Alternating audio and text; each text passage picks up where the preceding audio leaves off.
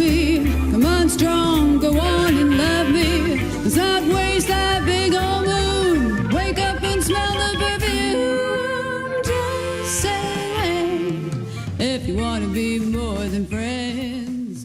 Hello everybody, Social Web Cafe TV viewers and listeners. Today I have a special guest, Debbie LaChusa, and she is the Business Stylist. Welcome, Debbie. Hi, thanks for having me. Sure thing. I love, you know what, you are so beautiful. And all the color, I love color. So when I look at your picture, it's like, okay, keep talking so I can just look at the green background and the logo colors, and that is just really incredible. Thank you. I love color too. It makes me feel happy. Yes, I think that's what, I was just looking at backdrops today. I realized that I kept picking up the ones with color. If there was no color, I didn't click on them, and it's interesting to look at what we are drawn to. Which Absolutely. You probably, I confess, I don't know what you teach. I'm looking forward to taking your, okay, I'm going to get this right. Udemy? Or no, did I do that wrong? Udemy. There you go. Udemy. I know. I think everyone makes that mistake. It should be so easy because it should, you should just think Academy, Udemy. Okay, I'll get that. Like next week, I'll be waking up in the middle of the night saying Udemy. And they probably do that just so for branding. But you coach and you also teach on Udemy, correct? And that's how I found you, actually. Yes, I actually just started teaching for them this year, so that's something brand new for me. Excellent. I'm so curious as far as your trademark and your background and how you became who you are to the branding world. Yes. Well, would you like me to share that story? I'll share the Reader's Digest version because it's kind of a long one. I love it. I'm all ready. I'm listening. Awesome. Well, I'm actually one of those few people who is doing professionally what I studied in college. I know a lot of people don't end up doing what they studied, but I studied marketing and advertising in college. And when I graduated, I got a job in an advertising agency. And so I did marketing for big companies for many years. And then I hopped over to the nonprofit side for a while and was vice president of marketing and PR. And the nice thing about that was it sort of gave me a taste of the other world. When you're in an agency and you're always sort of cursing the clients, it's like we used to always say, boy, this job would be great if it weren't for clients. Well, they were just really hanging on tight to their business, and we were trying to do what they needed, but sometimes it was a little frustrating. And it was funny because I thought, oh, it's going to be great working on the client side, and it was sort of like jumping from the frying pan into the fire. It was really challenging. So after that, I decided, and I had a couple of kids along the way, and it was a tough business. I was working, it's not a 40-hour-a-week business by any means. So it was tough to be a mom, be home for my kids, and do that kind of work. So I decided, hey, I'm going to start my own business as a marketing consultant and work out of my house. I didn't know anything about running a business. I knew marketing, but marketing for big corporations with million-dollar budgets is very different than marketing yourself when you have no money and you're selling your own services. So over the years, I learned a lot about what to do and what not to do. I started actually 8 businesses along the way. I now only run one, which I wholeheartedly recommend. I had 5 at one time, which was crazy. But probably at about 2004, 2005, I decided that I wanted to start working with solo professionals and other people like me who had sort of jumped ship from corporate and decided to either start a second career or, become a coach or a consultant or something where they were following their passion and wanting to have more freedom and flexibility. And what I find is that those people are really passionate about what they do and they're really good at what they do, but they don't know how to create a business and they don't know how to market themselves. So they end up struggling. And so those are the people that I decided I wanted to help. And so I created, I used to call myself a coach. I really call myself a marketing consultant these days because I have a lot of expertise and over 26 years of experience. And so that's what I share with my clients and help them get their business up and running and packaged and branded and marketed and teaching them how to sell and all that fun stuff we get to do as entrepreneurs that we don't have to do when someone's giving us a paycheck. Exactly. That reminds me, okay, I'm a little bit, I've been doing this for a little longer, so I may understand, but I'm curious, and I'm thinking back to when I didn't know all that I know now. There's so many terms out there, and people get them mixed up. How would you define, like, for instance, a PR person, a marketing person, a branding person, content marketing person. I mean, how do you differentiate between these different titles? It's very confusing for people who haven't grown up in the industry. So I consider marketing the big umbrella. So anything that you're doing to sort of package and brand and promote yourself falls under the marketing umbrella. And then underneath that, you have advertising, which is paid exposure. So you pay somebody money like Google or a magazine or a newspaper or a radio or TV station, and they run your ad. You have guaranteed placement. PR, you got to go out there and pitch your story to writers and try to get them to cover you for free. So you're not paying for it. You have no guarantee that it's going to run. It's great for credibility when it does run because you get what's called a third-party endorsement. You know, hey, the media is writing about this person. They must be good. You know, they didn't pay for this space, so they can't say whatever they want. That's also the downside because sometimes the media doesn't say what you want them to say because, you know, they take the story and they write it themselves. Branding, there's a lot of confusion in the marketplace about branding right now. It's one of the reasons that the second course that I created for Udemy is called How to Brand Yourself and Your Business, is to try to help people understand what it really is. But as a service professional, it's how you package yourself and your services and put them out into the marketplace. And you might have a title like I do, the Business Stylist, but it's really more than just that title or that logo. It's really I define it as who you are and what you stand for. It's what sets you apart from everybody else who does what you do. See, everybody should come take your course. I told you yesterday when we were chatting, I haven't started it yet because I'm one of these, you know, checklist oriented. You do everything in order and you finish one course before you start the next one. So I'm looking forward to it. But yeah, I think that would be very beneficial for people to understand what branding is. It is, because when you look at, you know, if you're some kind of a life coach or social media coach or marketing coach or wellness coach or even business, you know, consultant or IT consultant, any of those generic titles, if you're just marketing yourself that way, you're really competing with everybody else and you're not giving clients a reason to pay attention to you and hire you. And you're also not giving the media any reason to pay attention to you, or people looking for speakers or people looking for people to write guest blogs. You know, they want someone that's got an interesting hook and something to say that doesn't sound like everybody else out there. And so when you've branded yourself and packaged yourself in a way that gets attention and you have a point of view on things, you're going to get a lot more opportunities because people are like, "Ooh, that sounds cool. I like what that person's all about. I want to interview them, or I want them to come speak to my audience, or I want them to write for my blog." So there's so many benefits, but a lot of people they either don't know to do it or they just don't know how. So that's one of the reasons I created this course, because I know not everybody can afford to work with me privately, and I don't have time to work with everybody privately. So to be able to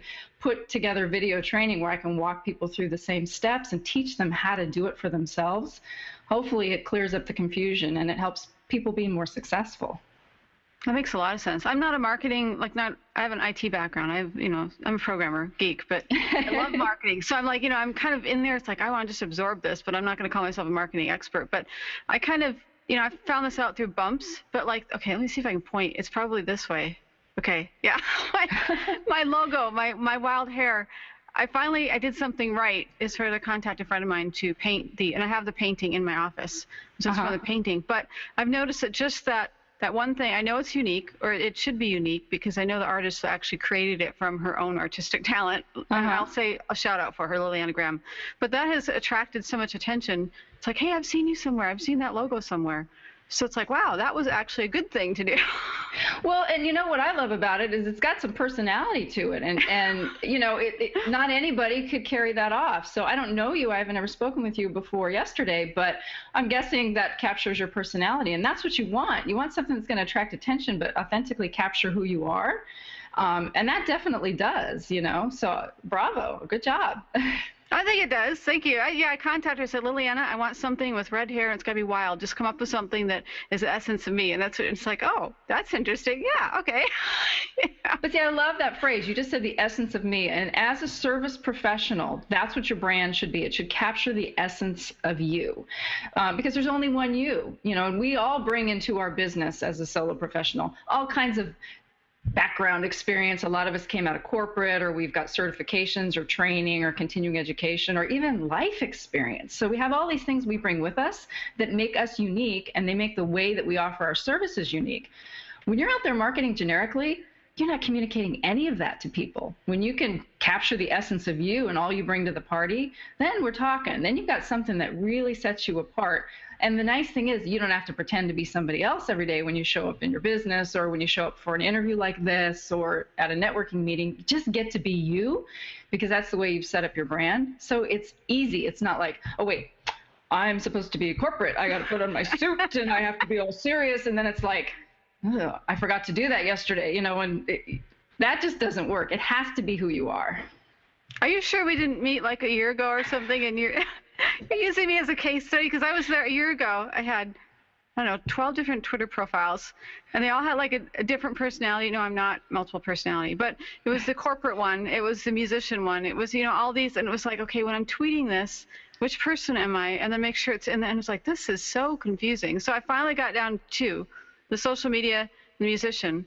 And just recently I decided, you know what? I'm Deborah. Whether I'm Deborah E., the musician, or Deborah Anderson, I'm still Deborah. So now when I go on interviews on the social media, they're like, ooh, we heard that you're also Deborah E., the musician. And then it turns into, and it's like, yeah, you know what? I'm both. Okay, I'm just me.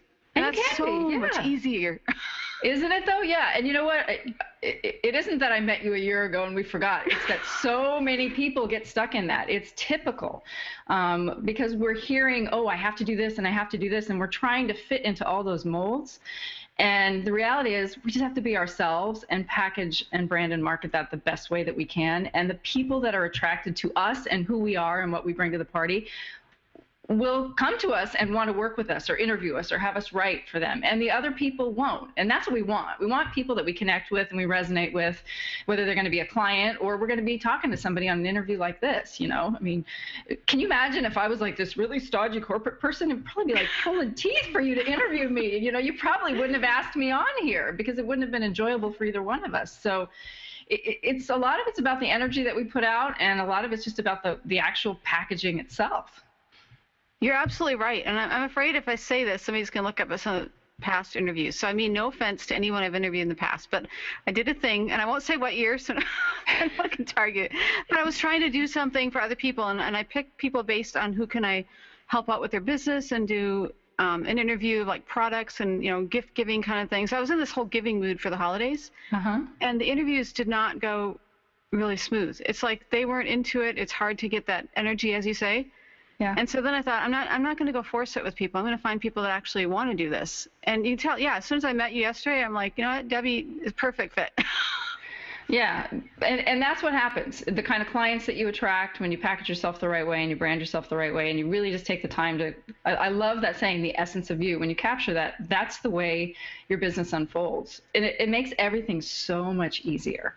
Because marketing and sales are hard for a lot of people, and one of my goals through my classes and through my, consulting services is to take that stigma away, that fear away, and help people realize that it's not out there about, the old used car salesman type of marketing mentality or picking up the phone and cold calling people. I mean, everybody hates that. I hate that. It's about showing up, being confident in what you can do for people, recognizing when it's somebody you can really help, and getting excited about, hey, I can help you do this.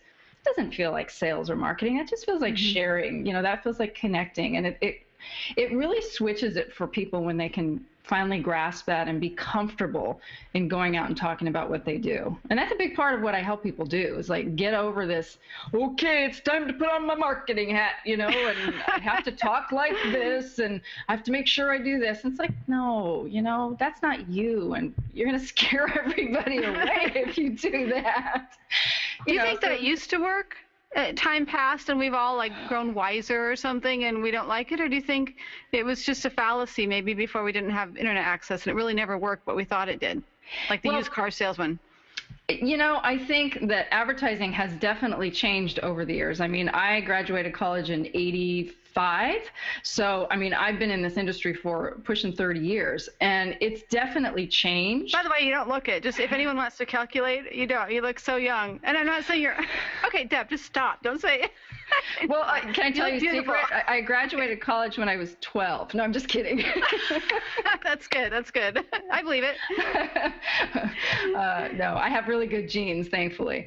But thank you for the compliment. But sure. It has changed over the years. But I think what's really different is we didn't used to have all these service professionals out in business for themselves. Everybody used to work for a corporation, or you ran a small business, like a bricks and mortar retail store where people came in and they met the proprietor, and it might have been a mom and pop, and they did business with mom or pop. And mom or pop was doing this kind of relationship building and same kind of thing, in the real world.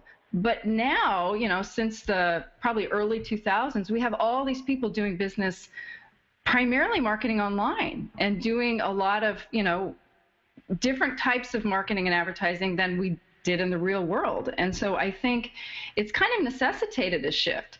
Do I think the whole used car salesman thing ever really worked? It probably worked. I actually worked at a used car lot when I was in college. So I wasn't a salesman. I worked in the office, but I saw it firsthand. I think it worked just because it's all there was. Did people like it? No. I mean, you walk on the lot and you want to run away from the vultures. We don't like it, but there's no alternative. So, but I do think a lot has changed. That reminds me of, I wouldn't say this is a direct comparison, but the sales pages, the ones that are 12 feet long. Okay, not 12 feet, but they go on and on. And I say, oh no, it's another sales page. They're going to have bullet points here. They're going to have testimonials here. It's a template. Yeah. But then I look through it and I buy it. So it's like, right. Maybe I'm thinking it's a template, but it worked on me. So there's something that works. And in fact, I'll admit it, I use sales pages. So do you know why they work? Why they work? They work, and everybody says, do I have to do that? And the research does support that they work. They work because when you're selling online, you can't have a conversation with the potential customer or client. They have questions that come up. There are obstacles that, are going to make them not want to buy. And you have to address all of that in the copy if you want them to push that buy button down at the bottom of the page. And it takes that long copy. You have to really, really know who your ideal client is when you're writing copy like that, because you have to sort of have both sides of the conversation that you might have if they walked into your store in the real world and they said, well, what about this? Well, will it do this? But I have this problem. Will it solve this? That's all going on in their head when they're reading the sales page, and you have to sort of anticipate it and answer it. So that's why they work. That makes sense, because usually it's not the 12-foot long sales page. It's one bullet point that just pops out. And the way they break it up, here's a testimonial, here's bullet points. That one bullet point that pops out and, wow, I really need that. Okay, where's the buy button? It speaks to you, right? That one thing speaks to you, or it addresses your one concern or reservation that maybe you had. That's a good point. So do you help people create sales pages? I don't do a lot of that. I do help my clients create their marketing copy and their bullet points that they need to use. But I don't really get into a lot of sales pages. Usually when I'm working with people, they're selling coaching services or consulting services, and most of the time those are sold via a conversation as opposed to a sales page. So I do market via the internet, but I don't consider myself an internet marketing person. There's a lot of things about that industry that I would like to run away from. So you kind of help them to find their message, so to speak, like they have the message and you may help them redefine it in a way that not only makes sense to them, but to their audience? Is that kind of like coaching them to fine tune that? One of the processes that I take my clients through, and it's actually in, I have another course on Udemy. It's called How to Market Yourself as a Coach or Consultant. And I provide the same exercise in that course. It's called the Pain Promise exercise. Most of the time what I find is when people are in business, they talk about what they do. They don't talk about what it does for their clients, the difference that it makes in their life or their business. So I take people through this exercise where they make a list of all the pains or desires that their ideal clients have. I want to lose weight, I want more clients, whatever it is. And then identify how they help people overcome that or achieve it. And then I ask them to think about how does your client's life change once they've done that? So what that does is it helps them come up with a promise. And we want to market our promises. We want to market, this is what, if you work with me or you buy this class or this book or whatever, this is what's going to change for you. Because that's what people want. They want some kind of change. They want their life to be better. They want to be skinnier. They want to be richer, whatever it is. And they want to understand that we can help them do that. Not, most of the coaches that come to me, they're talking about coaching, and we'll get on the phone and we'll talk for 60 minutes, 3 times a month. And I'm like, who cares? What does that do for somebody? What is it? How's it going to change their life? So that's what I help them sort of go through that process, and then we take all those promises and we craft that into marketing copy that they can use on a sales page or in a brochure or wherever they need to use it. Well, and at that point, they actually could bring in, I mean, there's different people, different niches and as far as service. They could bring in somebody that actually specializes in the sales page, but maybe not so much copywriting. So they can take the what has come out of that coaching and redefining, hand it over to someone that specializes in sales page, and now combine the two. Right, because now they know, hey, this is what I'm selling. I'm not selling coaching. I'm actually selling these benefits. And then if they need someone to help them craft that, there's all kinds of people that are specialists in that. That is so key. Okay, I want to give you credit for this, and I know that I will go. This is like kindergarten compared to what I'll learn when I take your course. I'm talking to you. But I had this aha moment the other day. I was talking to someone, and I sell coaching for, or service people. However you want to put that, coach people on how to do Hangouts. And I'm very confident in that because I do like 2 or 3 of these a week and all the bumps, whatever.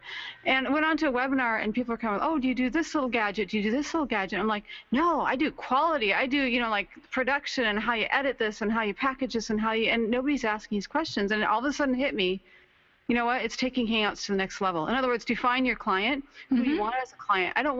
Sorry guys, I don't want the clients that have never used a Google Hangout. And Debbie, I'm not talking about it. No offense taken. I know it's my first time. Thank you for introducing me to it. Yeah, sure thing.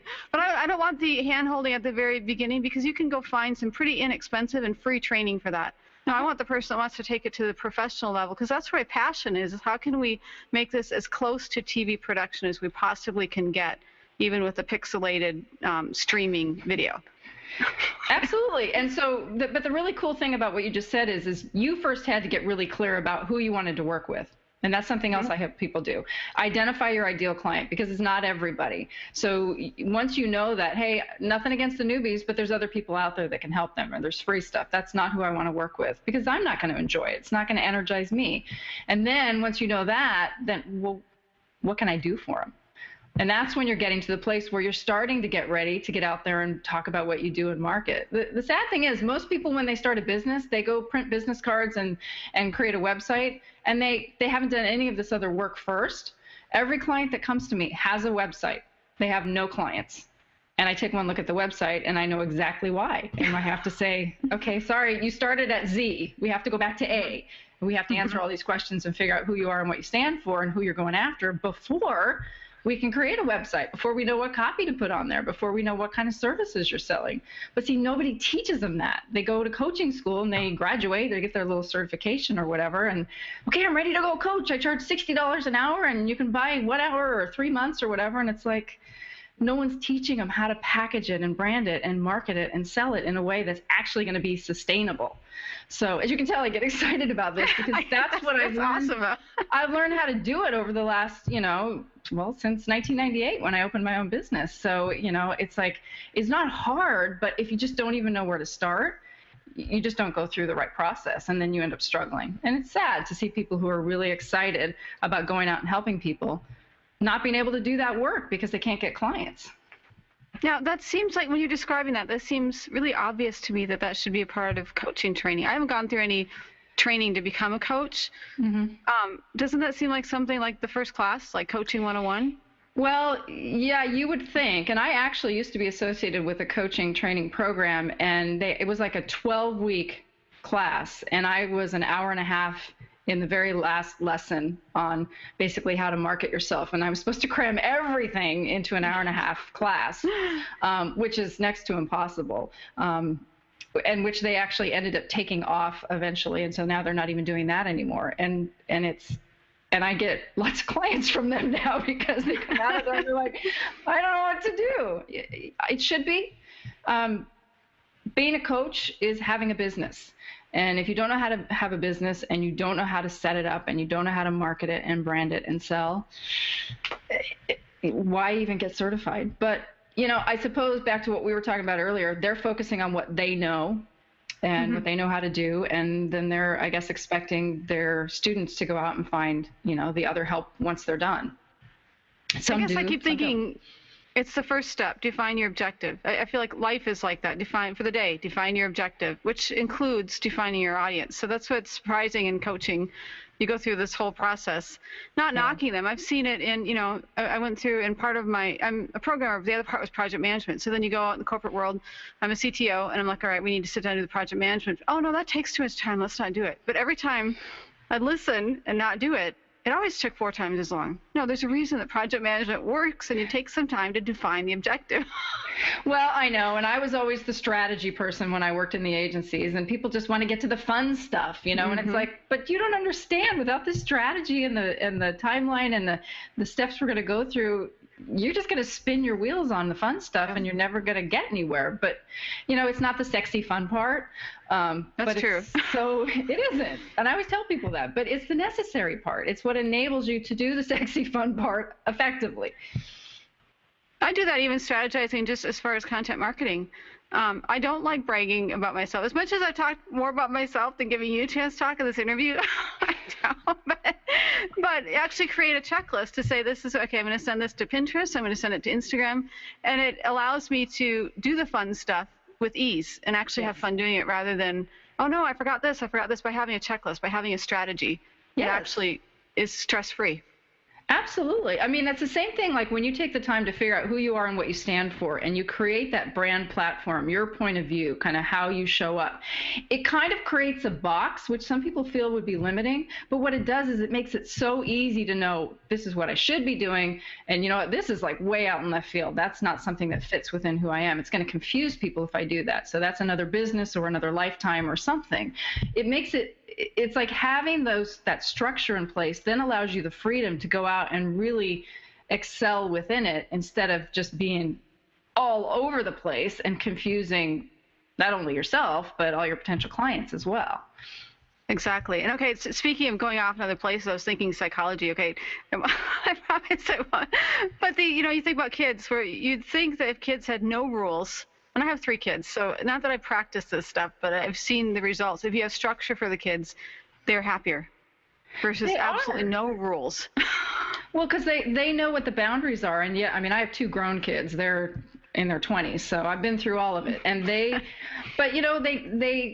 push on the boundaries, absolutely, but they need them so that they know where they are. And they know that we care, It's like, it's not just like do whatever you want. So it makes it a little bit more challenging sometimes, just as it does with kids, because you've got to then hold the line, but it makes a huge difference. I think, we like you said, we need to know where we're at, define that area then, instead of feeling like you're just lost in space, just falling and nobody cares and there's no place to land.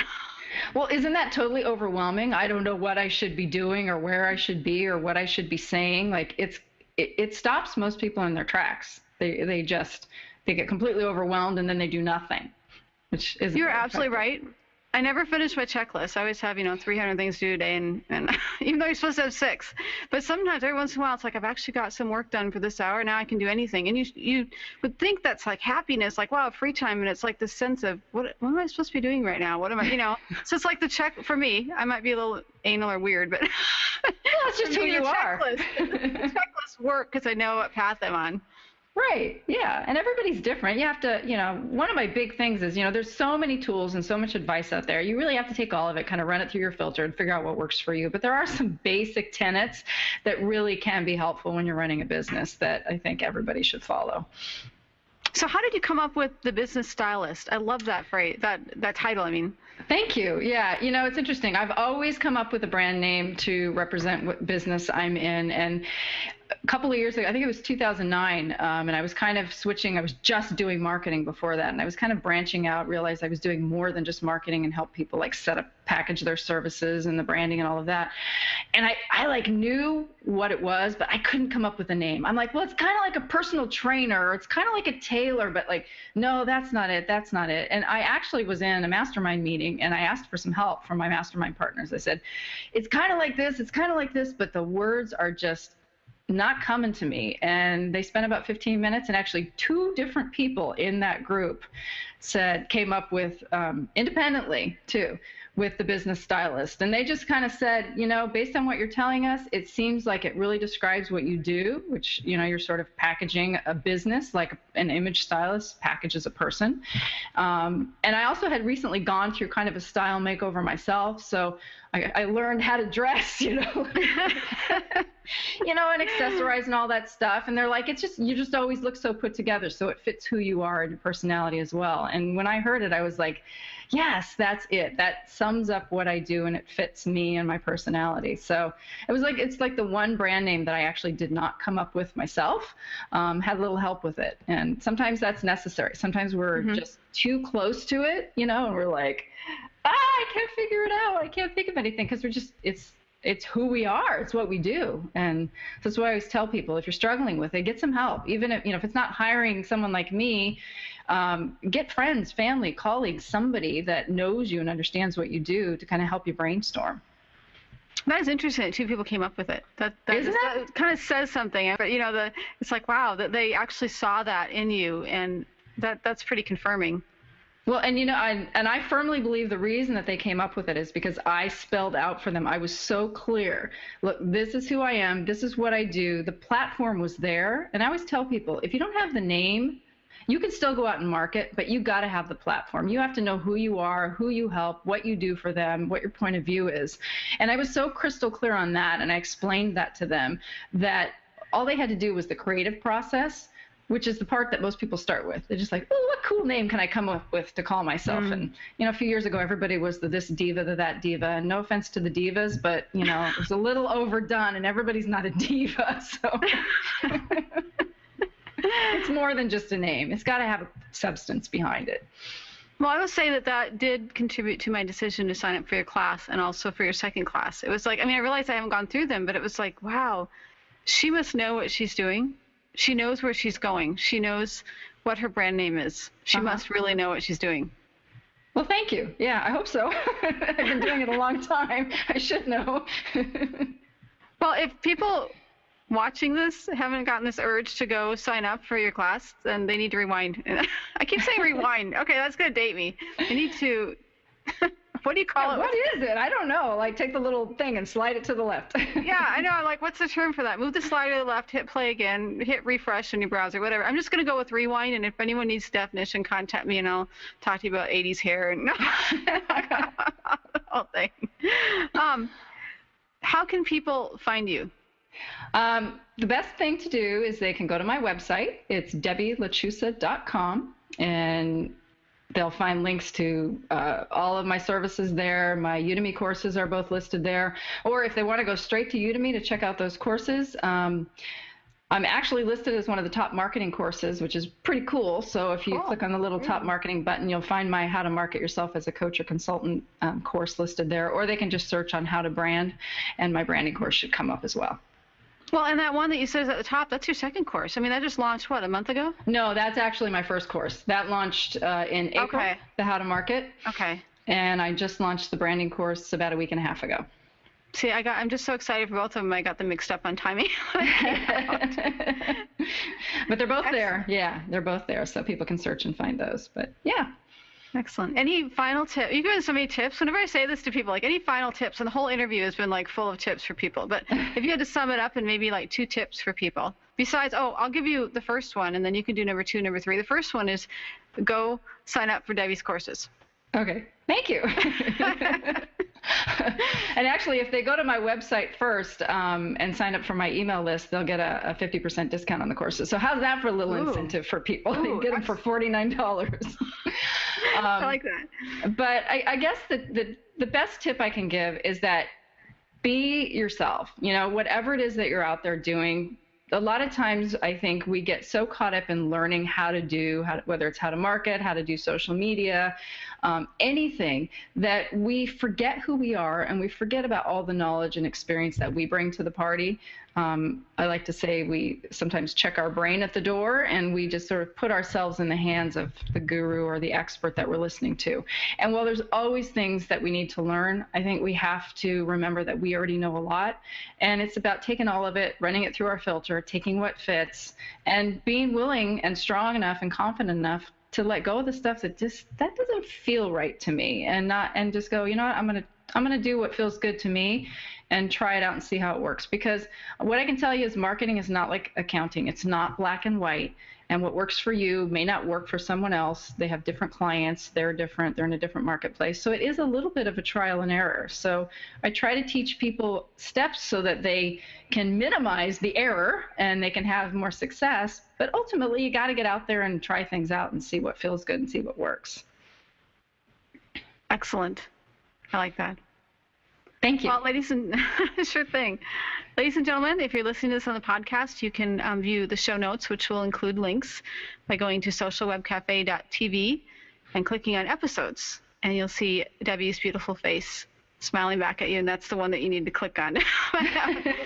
And, of course, go straight to her website, which is her name, DebbieLaChusa.com. Thank you, Debbie. I've so enjoyed this. I'm so inspired. I'm going to go take your classes right now.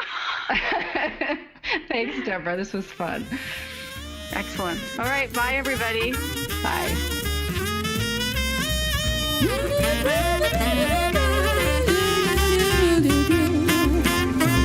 Don't you want to kiss and hug me? Come on, strong, go on and love me. Let's not waste that big old moon. Wake up and smell the perfume. Just say if you want to be more than friends.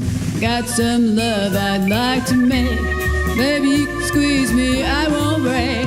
We could be in a paradise, you and me. Until then, I'll remind you again. Just say when.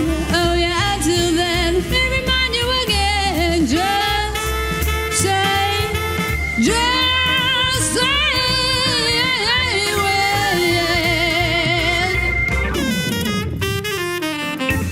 Oh baby, just say when.